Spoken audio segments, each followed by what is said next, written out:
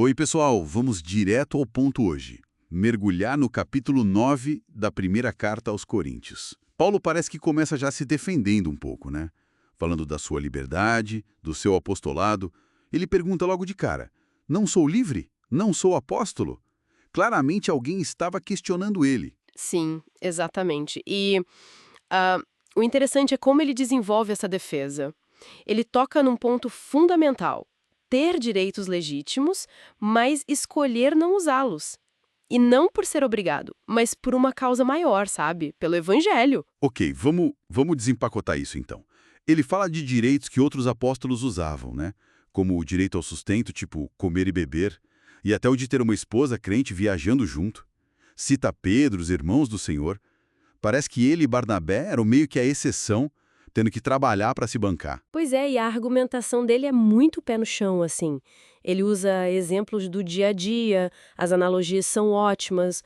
O soldado que não vai para a guerra pagando do próprio bolso, o agricultor que come o fruto do que planta, ou o pastor que toma o leite do rebanho que ele cuida. É quase um apelo ao bom senso, à justiça básica pelo trabalho feito. Mas ele não para por aí, né? Ele busca um argumento com mais peso, digamos assim.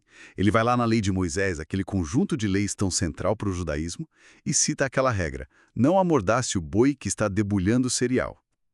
E aí ele lança a pergunta que é bem provocativa. Será que Deus está mesmo preocupado com bois?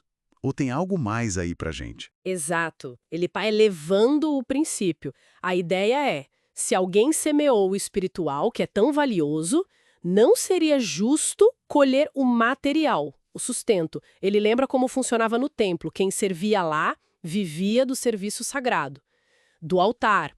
E termina dizendo que o próprio Senhor orientou que quem prega o evangelho deveria viver disso, do evangelho. Então, o direito parece claro. Lógica, lei, ordem direta, tudo aponta para isso. Só que aí vem a virada, o ponto que, para mim, define o capítulo. Paulo diz: mas eu não usei de direito algum. Ele afirma que não usou nada disso. E por quê? Para não criar nenhum empecilho ao evangelho de Cristo. Ele prefere passar aperto, assim, para não atrapalhar a mensagem. E isso é fascinante, né? A motivação dele não é conforto ou status. Pregar para Paulo é uma necessidade, quase uma compulsão divina, uma obrigação imposta. Ele até diz: ai de mim se não pregar. Então a recompensa dele, a glória que ele menciona, está justamente nisso, em poder oferecer o evangelho de graça de forma gratuita, abrindo mão voluntariamente dos direitos que ele tinha. É uma inversão total da lógica comum. E essa dedicação leva ele a uma adaptabilidade impressionante. Quase um camaleão, né? Fiz-me escravo de todos para ganhar o maior número possível. É forte isso. Ele se adapta. Vira judeu para os judeus. Age como sem lei para os gentios, claro, sempre dentro da lei de Cristo. Se faz de fraco para ganhar os fracos. Fiz-me tudo para todos. O objetivo é um só: salvar alguns, de todas as maneiras possíveis. Mas essa adaptação não é fraqueza ou falta de convicção. É foco total no objetivo maior. Ele usa a metáfora do atleta, do corredor. Numa corrida, muitos correm, mas só um ganha o prêmio principal.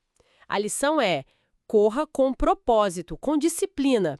Não por uma coroa de folhas que murcha, mas pela coroa eterna, incorruptível. E a disciplina que ele descreve é bem intensa, pessoal e rigorosa.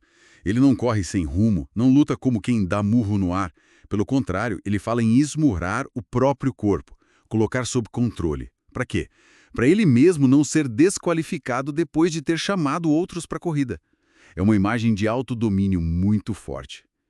Então, resumindo essa análise toda, o que a gente tira daqui é o retrato de alguém, disposto a abrir mão de direitos claros, legítimos, disposto a se adaptar radicalmente e a se pôr uma disciplina de ferro. Tudo isso por uma única paixão, o Evangelho. E o desejo de que ele chegasse a mais e mais pessoas. Isso nos deixa, talvez, com uma pergunta para pensar, inspirada nessa lógica do Paulo, mas que vai além do texto bíblico em si. Que poder estratégico pode existir na autolimitação voluntária? No mundo que muitas vezes define liberdade como ter e usar o máximo de opções, que valor pode haver em escolher restringir as próprias liberdades, os próprios direitos, não por força externa, mas como uma escolha, um cálculo deliberado, em busca de um bem maior? Fica aí a reflexão.